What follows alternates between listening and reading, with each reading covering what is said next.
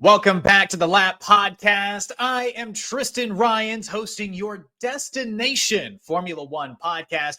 We are walking into the Canadian Grand Prix weekend with a tight Drivers' Championship hanging in the balance. We've got a lot to talk about this week as we are looking at the F1 decision to not host an F1 launch event. Max Verstappen trying to respond from a very rocky Spanish Grand Prix, to say the least. We're going to take you around the circuit, Gilles Villeneuve, and a new member of the Red Bull family has entered the chat. But if you haven't already, please hit subscribe. It helps support the channel and costs you absolutely nothing at all. If it's your first time watching the full-length podcast, we appreciate you. Hopefully, you stick around and watch all the way to the end.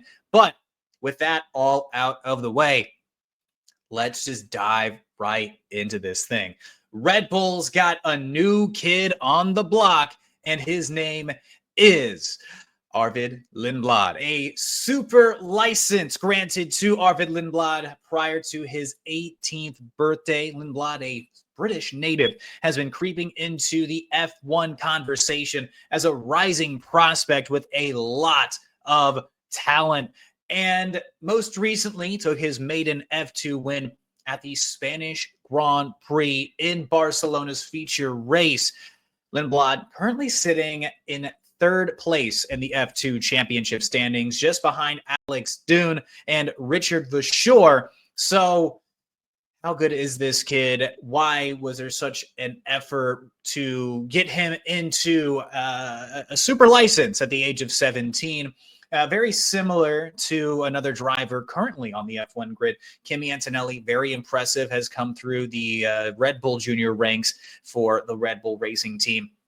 So far, turning heads really impressively. Christian Horner's intrigued. Sounds like Helmut Marko is intrigued. Other members, key high-ranking members, are very intrigued with this kid as far as it's concerned for an F1 opportunity anyway. And I have no doubts that we're probably going to be seeing him at some points throughout this season. And the first question I want to answer, though, is how in the heck do you get an F1 super license? And why is it so important to understand this? Because I'm sure as you're watching this, what the hell is a super license? Why does it matter? And you can't just walk into F1 if you're talented.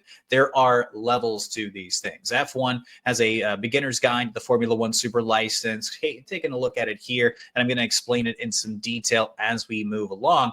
In a nutshell, it's the highest level of license granted by the International Sporting Code, issued by the FIA. It's granted to a driver that has achieved the required number of points across a number of different series, placing in the top three of those respective championships, getting a first, second, or third place finish over the course of at least 80% of a single-seater category FIA-regulated season. So you have to accumulate to get the super license. You have to accumulate at least 40 FIA standardized points. Some series weigh more heavily than others. For instance, F2 is the highest ranking non-Formula One series to gain F1 credentials, super license credentials followed by IndyCar as well as Formula 3, with a lot of other series all down the ranks. Formula 4, karting, I think the World Rallycross Championships.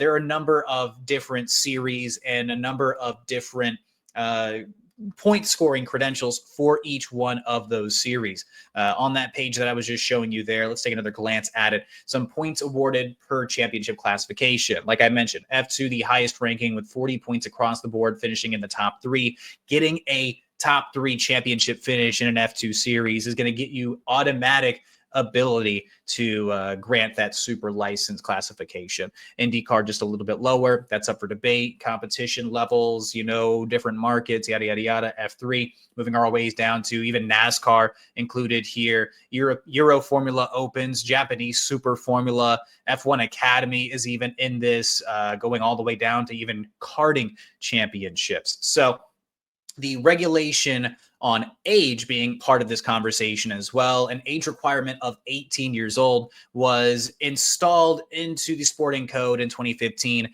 after 17-year-old Max Verstappen made the leap to Formula One other drivers to get the super license early. As far as I could tell, it's just Kimi Antonelli coming with the decision last year from the FIA. Quote, at the sole discretion of the FIA, a driver judged to have recently and consistently demonstrated outstanding ability, check, and maturity, check, in a single-seater Formula car competition, check, may be granted a super license at the age of 17 years old. I don't think it extends any further, any younger. You'd have to be, some undeniable legend in the making to get probably a super license at the age of 16. So moving on to the second part of this question. What does this mean for the 2025 Formula One season? Well, basically, Lindblad can drive F1 as soon as, right now. Now that he has the super license under his belt, putting the heat on under the seat of a driver and maybe a V car, maybe a guy like a Liam Lawson, for instance, that if Red Bull want to get really, really, really dangerous, and they want to get really, really, really exciting and remain as controversial as they have been at times during this season, replacing and swapping Yuki Tsunoda and Liam Lawson, completely dropping Liam Lawson, is something that cannot be ruled out, although I think it's going to be unlikely. Before you even ask that question, is Lindblad going to be replacing somebody in Red Bull right now? I think it's very, very, very unlikely. It's likely we're going to see Lindblad during some free practice sessions this year. I don't think there's any doubts about that. But part of me feels like we really won't see him in a seat full time until the earliest next season. So what does this mean for next season? I think he's really primed as it sits right now to be joining the senior Red Bull families, so to speak, with V-Carb on one hand and the Red Bull racing team on the other. I think we're probably going to see him, as long as things keep going well anyway, as early as next season.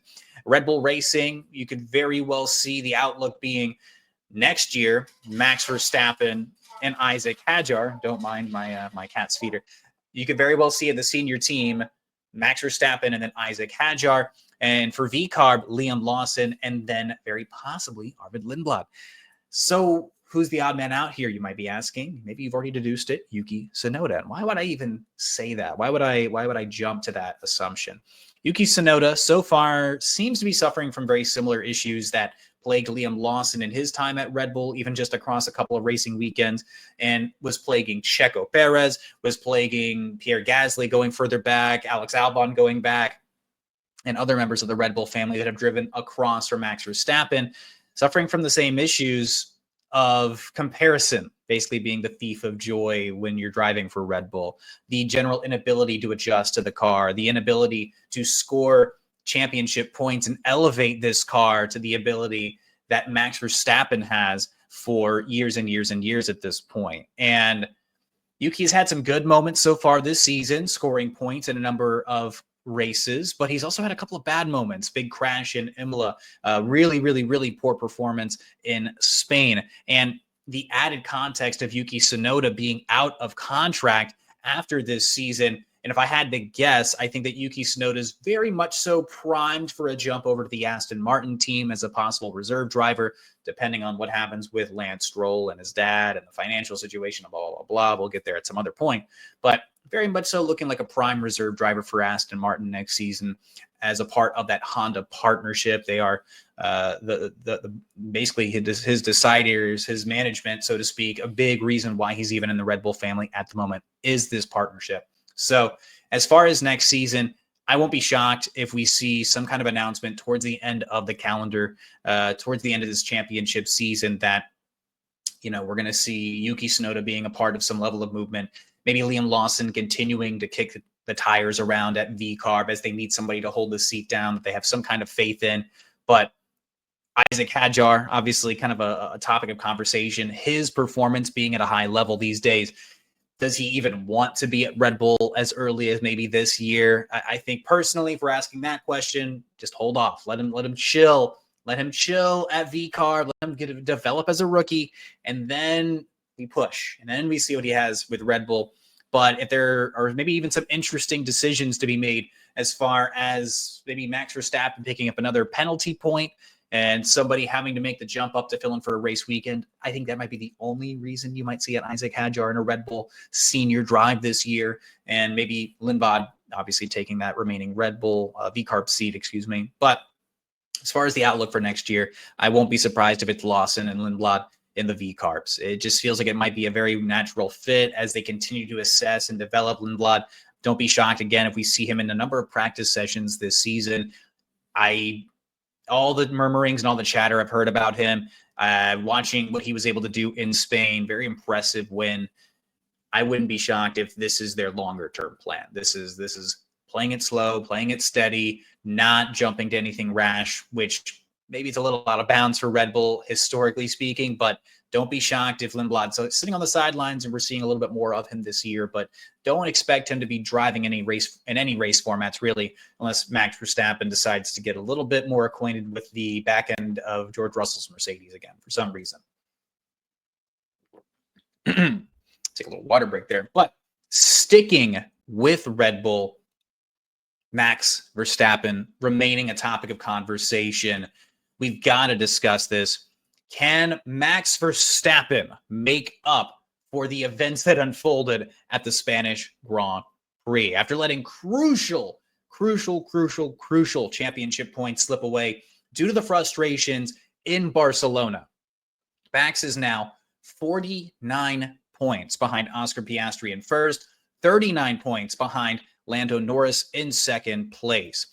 The late collision with George Russell's Mercedes in the waning laps of the Grand Prix, sending the reigning world champion via penalty, I think from P4 after he had been passed by Charles Leclerc, down to P10 to finish the race. And entering Canada, where he has won the last 3 Grand Prix, mind you, I see this Canadian Grand Prix weekend as a phenomenal opportunity for Max Verstappen to once again reassert himself right back into this championship. In no way can you ever really count out Max. In no way can you ever discount the ability and the talent and the mental toughness of a Max Verstappen. Even when he's frustrated, the guy has so much extra capacity left over that he can drive the hell out of that machine. But at a circuit where Max is already incredibly familiar, where he has overcome some incredible weather and strategy to take the top step, as most recent as a year ago in 2024. And that was an insane Grand Prix weekend. If you don't remember 2024, I highly recommend go check out those highlights, maybe the extended highlights. It is jam-packed full of insane moments, but Max Verstappen being the constant, coming out on top there. Like most weekends, you can't rule Max out at any level of a podium finish and of a race win. But I think I would be the least surprised if he dominates this Grand Prix weekend. The Red Bull have done so much and are going to continue to do so much to make sure that this car is in, fighting contention, suiting his needs, suiting his abilities. And with the engines ramped up on a Saturday, don't be shocked. Maybe this is alluding to my P10 pick a little bit later, but do not be shocked in the slightest if Max Verstappen is standing on the top step, is standing there with that, nice Pirelli tire on a Saturday and leading the way on Sunday. Because overall, I still think that McLaren is the fastest car on track. I don't think there's much dispute about that. What they're able to do with their tire management, with what they're able to do with their balance, with what they're able to do with overall degradation and the aerodynamics of the McLaren. It's still the fastest car on track, but the setups being so marginal within that window of opportunity, the setup being having such a large effect on the week in, week out performance. Overall, the McLaren's still the strongest car, but leaving that window open for other drivers like Max Verstappen, maybe like a Charles Leclerc, like a George Russell, even like a Kimi Antonelli, who we saw get a sprint pole in Miami, of all places. Crazy enough. But Max and Red Bull are keenly aware of how much of a strength it is to have clean air out in front. Max is probably going to turn the engine up and get the 115% out of that car. And the gap in this title is about as wide as I think it might remain for this rest of this season, barring a suspension. I don't see any reason why he won't be turning up the heat, keeping himself in the equation this weekend. If I'm a McLaren fan, if I'm Kevin, my co-host watching this week, I'm not walking away. I'm not walking into Canada. I'm not walking into the circuit Gilles Villeneuve and feeling so overly confident that this is your weekend to lose. Because it is, but There's so much to be gained for Red Bull, for Max Verstappen. And I want to hear from you guys. What do you think Max is going to do this weekend? I want to know in the comments section as we approach this Grand Prix weekend. What are the expectations for a Max Verstappen? Do we think he's going to finish on the podium? Do we think he takes the top step? Do we think that Max Verstappen finishes maybe with another penalty point and gets a suspension going into the next race weekend? If I'm not mistaken, I believe that's Austria. This is going to be another really decisive weekend as far as the podium is concerned, at least the way that I see it. Red Bull seem a little bit behind, but when you've got this level of driver, when you have this level of talent behind you on the track, racing your machine, you are never really out of it. And I'm really, really, really curious to see what he's going to do. And I want to know, again, what do you guys think is going to happen this weekend as it pertains to Max Verstappen?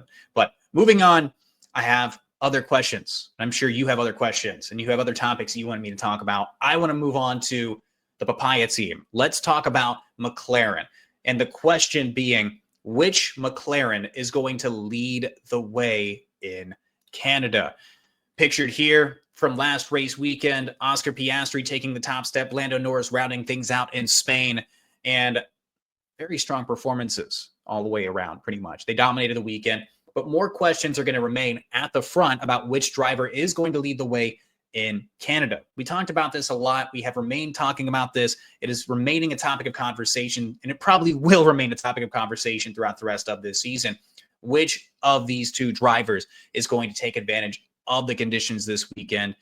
They've split the last 2 weekends in Monaco and in Spain. Oscar Piastri taking Spain, Lando Norris taking Monaco, the crown jewel of the F1 calendar. So far in the year, Piastri has made the most of his opportunities, and with the gap closed in qualifying pace thus far this season, he's not squandering opportunities. He's not messing up his chances. He's continuing to perform at an incredibly high level, staving off a guy like a Max Verstappen, keeping an arm's distance well away from a guy like a Charles Leclerc, from a George Russell, and not making mistakes, really. Is Oscar Piastri still quick enough and is going to remain quick enough to keep Lando Norris that much further away in this World Drivers' Championship fight? I think that because he's made the most of his opportunities with this gap that he's closed in qualifying pace, I don't see any reason why he can't take another top step this season. I think he's got 5 wins so far this year. Doubts about Oscar Piastri? I don't have a lot of those. Doubts about Lando Norris, however, I do have. I have voiced those over the course of this season. Feel free to go back week by week. I pissed off Kevin a lot talking about the problems with Lando Norris, but Lando seeming to be his own worst enemy. But in the context of this weekend, with good conditions, so far as what I can tell, the weather conditions look very, very, very favorable this weekend. I think the maximum amount of rain we might be seeing on like Saturday might be at 15%. I'm not exactly sure what Friday's forecast looks like, but I think very low chances for rain. We're probably going to see some clouds in Canada, but we're not going to see a lot of weather. We're not going to see a lot of weather impacts as far as this weekend is concerned. So with the conditions not expected to be nearly as hectic as they were last season, the question is going to just remain, can Lando Norris take this opportunity? Can he make the most of this opportunity? And all in all, Grand Prix Sunday is going to be determined by Quali Saturday. I mentioned this in the segment prior. I think Max Verstappen is going to remain a huge factor to take a sprint or a qualifying pole. Lando Norris a year ago finished a 10th ahead of his teammate in McLaren to secure, if I'm not mistaken at the time, it was P4 or P3. No, P3. P3 performance, finishing P2 on race day. And it was a Grand Prix that Lando Norris could very well have won, if not for a bit of a strategy miscue by McLaren, sending him out there on the dries, but onto a bit of a wet surface, caused him to lose some traction towards the waning laps of the Grand Prix, towards at least the latter stages of the Grand Prix, allowed Max Verstappen to reclaim the track position and effectively walk his way into another Grand Prix win. Lando Norris might not have really lost that race. He was unable necessarily to take advantage of that opportunity that he had, but that's less to do with him and more to do with the team. So my prediction, once again, I think it's going to be leaning towards Oscar Piastri this weekend as far as his general performance is concerned. I think that Oscar's just looked a lot more consistent this year. Lando's got so much more experience within this team, but has shown a lot more inability to remain clutch and to clutch up when necessary. Oscar's just unfazed, unwavered. Grand Prix Sunday going to be determined by Saturday. Max is going to remain a factor. Lando Norris, I think, has a really, really, really good opportunity at a circuit that he has performed well at in the past. But I think that with Oscar making that extra leap this year, with making that extra step, has made this championship complexion, A, very, very, very different. B, Lando Norris, just, I don't know if he quite has that clutch gene. But do you guys think Max is going to bounce back? Do you think that Oscar Piastri is going to, take advantage of this opportunity this weekend? Do we think that Oscar is just going to be the clear and away favorite and he's going to win it all? It's going to have a dominant weekend from beginning to end. Do we think McLaren are going to just dominate things across the board? You guys let me know down in the comments below. There's still something else I want to talk about before we get to the Grand Prix weekend. Aston Martin and their driver, Lance Stroll. And this statement put out today, Lance Stroll confirming he will be back behind the wheel of the AMR 25 this weekend for the Canadian Grand Prix. We will be seeing Lance Stroll on track this weekend. So that answers that question, if we were going to see him or not. The Stroll speculation, there seems to be rumors of him having a real crash out after a poor qualifying session, exacerbating a wrist injury that he had before, an injury that I think might go back all the way to the beginning of the 2023 season, if I'm not mistaken. Stroll so far, though, let's give him some credit. He has scored the majority of Aston Martin's points. Currently sits in 12th in the driver's standings with 14 championship points, leading Fernando Alonso, who earned his first points of the season this past race weekend anyway, at the Spanish Grand Prix, his home Grand Prix. Stroll hasn't found points since the Miami sprint race in round 6. I think he's going to be looking forward to another really good opportunity this weekend to try to impress in front of his home crowd, in front of his fellow native countrymen, his fellow Canadians. Overall, though, still been relatively quiet for Lance Stroll. Not too many incidents that I can remember offhand. He survived Australia in that insane downpour, back and forth weather condition to score some really, really, really good points. I think he had a decent performance in China, if I'm not mistaken. I could be mistaken there. I think he also scored points there, and then, again, rounding out his points total in Miami. But otherwise been relatively quiet. As far as upgrades are concerned for Aston Martin, I think they've only brought one upgrade, or at least one major upgrade package. That was during Imola, the Emilia-Romagna Grand Prix.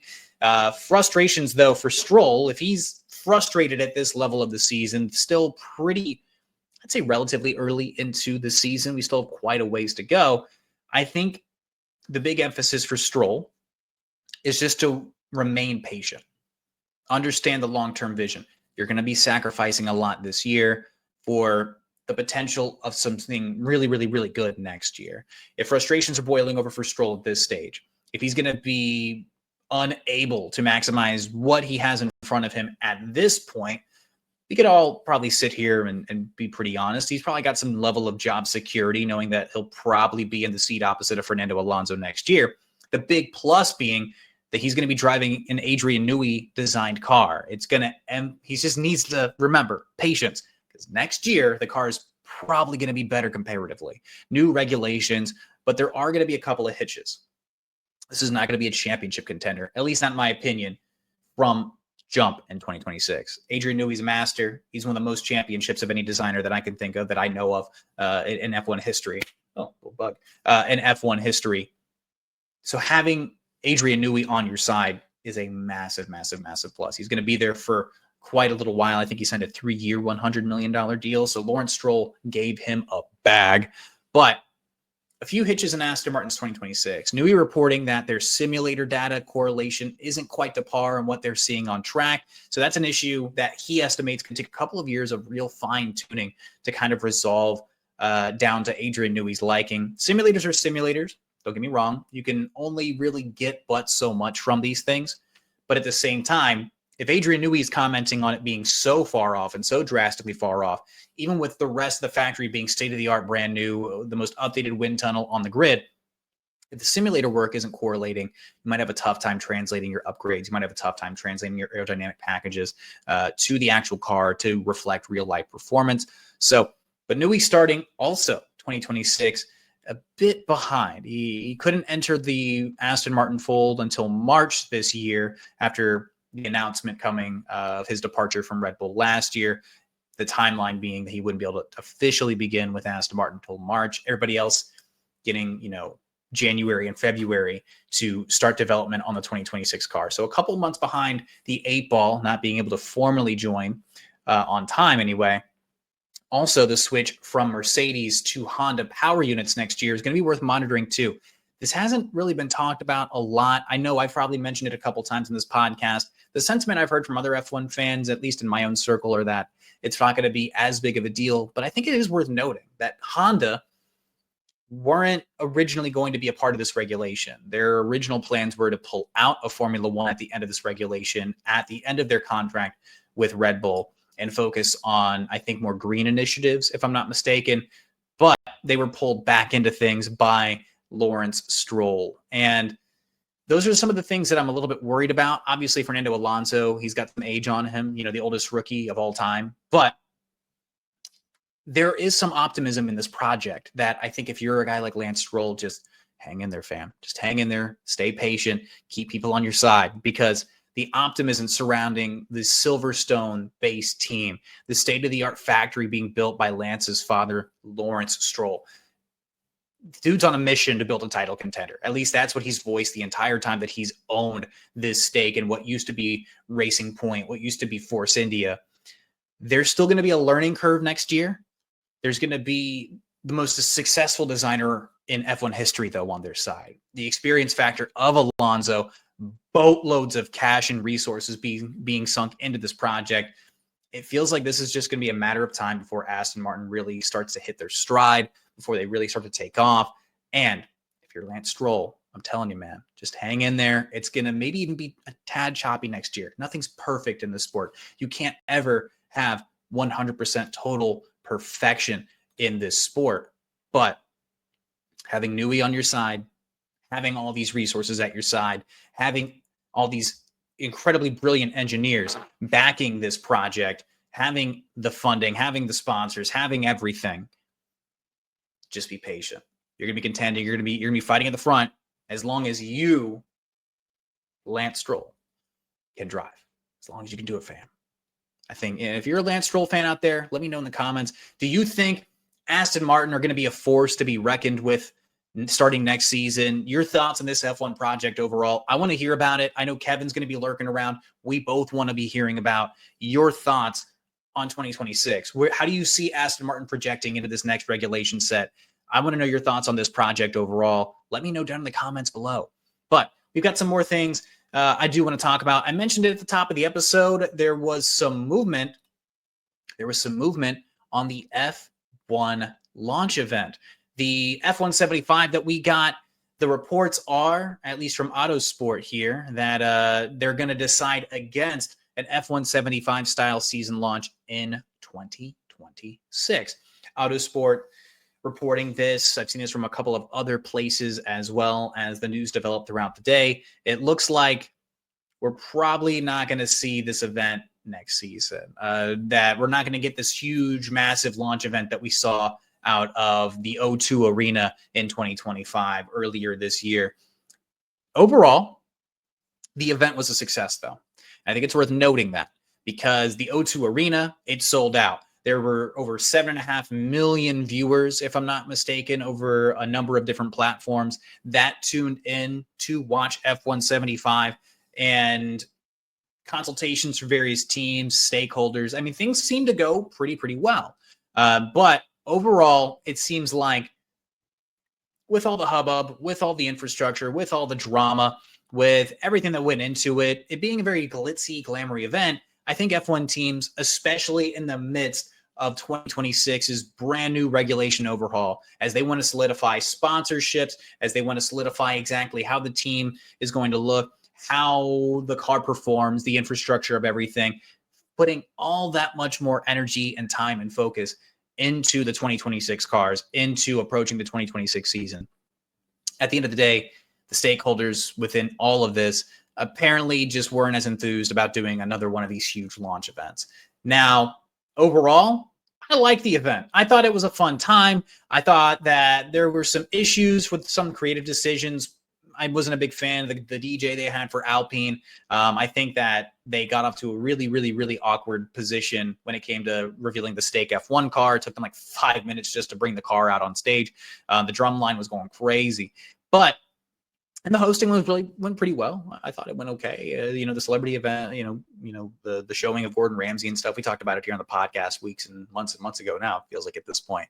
But some reveals took a little bit too long, but overall, it was a pretty fun event. It allowed each team to kind of, display themselves, write their own narratives, get fans hyped up for the season, get them excited. We got a chance to hear from key members of team personnel, a lot of the team principals, the drivers themselves. There was, again, a glitz and glamour aspect of the sport that we kind of seen growing over the last few years. And I think that the fanfare aspect was pretty fun, and I was a fan of them trying something new. However, at the end of the day, it didn't seem like a lot of the teams just were really into it at the level that I think F1 as a whole was hoping that they were going to be. There seemed to be some dissent that it was just a really big show and a distraction for the sport. I know a number of fans didn't really like it. It seems like there was a mixed review. I could very well be in the minority on this too, that I kind of enjoyed it. Again, it was just a fun little social event at the end of the day. Having each team do their own livery car reveals over the course of February leading up to practice in Bahrain, to me, though, is still just fine as it is. The way that we had seen it in the past for years and years and years. It allows each team to bring its own curated experience to fans, the reveal, the way that they want things to be done. And I think it's just a bit more relaxed to have them do it on their own timeline. As far as development is concerned, allows them to control, what they're going to put out there on the for everybody to see as far as car development. Some teams are a little more forthcoming, some less. Some of us, we got to see some of the liveries for some of these cars and not really the cars themselves. That also being something worth monitoring and mentioning. And next year's reveals are probably likely going to return to how we've seen them in the past. Added aspect of the new regulations, teams are going to want to keep as much as possible under wraps.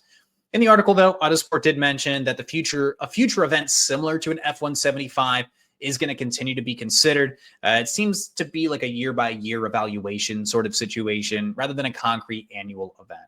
So we may see F180 for all we know in a few more years, but I want to know, did you guys enjoy F175? Do you think that they should or should not make F175 style events the norm going into the future?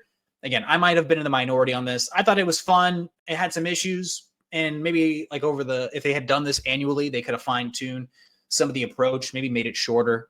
Maybe some of you were looking at me going like, this dude, it could have just been an email fan. Could have just remained a social media post. Could have been like a video or something. But I don't know. Maybe I like the bells and whistles. Maybe I like the big light show. Maybe that's just me. But overall, I thought it was a fun time. But let me know down in the comments. I could be completely wrong. That's okay. I'm willing to be wrong sometimes. It keeps things fun. I don't feel like I'm wrong often, but as far as my opinion is concerned on this, I think it was a fun time. Anyway, moving on though, we now get to move on to track talk. The Canadian Grand Prix, the circuit, Gilles Villeneuve. Let's talk about it. Let's talk about this. This is an absolutely classic racing circuit. This is a really fun one to drive on the simulators. If you're an F125 fan, let me know how that game is, by the way, down in the comments. I'm thinking about picking it up myself. Maybe when that next check hits. Got the wheel right here on my setup. So, I've been known to do a few laps here and there. But as far as the circuit, Gilles Villeneuve, it's one of my favorite ones to drive, and it's had a lot of long history in this sport. It's one of the more historic circuits on the F1 calendar. I don't think it gets enough love, and it's a really, really, really exciting race. It almost feels like every year, except you have a year like where Max Verstappen is dominating everything. As far as the laps are concerned, you get 70 of them, thanks. 4.361 kilometers, or in miles, 2.7. The lap record, 1 minute, 13 seconds, and 7 hundredths of a second by Valtteri Bottas in 2019 with the Mercedes team. Some more fun facts about this circuit. Lewis Hamilton and the legendary Michael Schumacher tied for the most wins at 7, both of which also were tied for the most pole positions at 6. There are 2 DRS zones, as you'll be able to see here, between turns 12 through 13. And then immediately after the Wall of Champions here, coming out of 14, you have on the main straight the second, technically, DRS zone, the DRS detection zone. Excuse me. We also have one here in Sector 3. So, let's see. Yeah, spanning Sector 2, excuse me. Built in 1976, part of the man-made Notre Dame Island on the St. Lawrence River. It's the first Grand Prix. Its first Grand Prix, was held in 1978. Not the first ever Canadian Grand Prix, which goes back to 1967 at Mosport Park, won by Jack Brabham of Brabham Repco. The first winner of this circuit was the one and only Gilles Villeneuve, Canadian himself, driving for Ferrari. His first career win was also the first win by any Canadian-born driver in Formula One history. Some of the biggest moments in this circuit's history. 1978, like I just mentioned, the native-born son taking home the glory, taking the top step in the Canadian Grand Prix. The circuit was eventually named for Gilles Villeneuve in 1982, just 2 months following his very, very untimely passing away. 1999, where the name Wall of Champions even comes from. 3 world champions all crashing into the wall during this Grand Prix. Looks like things are a little bit stuck here, but stick with me. I promise it's still good, fun information for this weekend. Crashing into the wall at the final turn 14, which caught Damon Hill, Michael Schumacher, and Jacques Villeneuve, won by Mika Hakkinen of McLaren in 1999. In 2007, Lewis Hamilton winning his first Grand Prix in only his 6th Grand Prix start on a day where 10 other drivers were unable to finish the race. Lewis converting pole to his first victory with McLaren. 2011, Jenson Button wins the longest F1 race in Formula One history, totaled in at 4 hours, and I believe it was like 4 minutes or something like that. In like 11 seconds is the official numbers.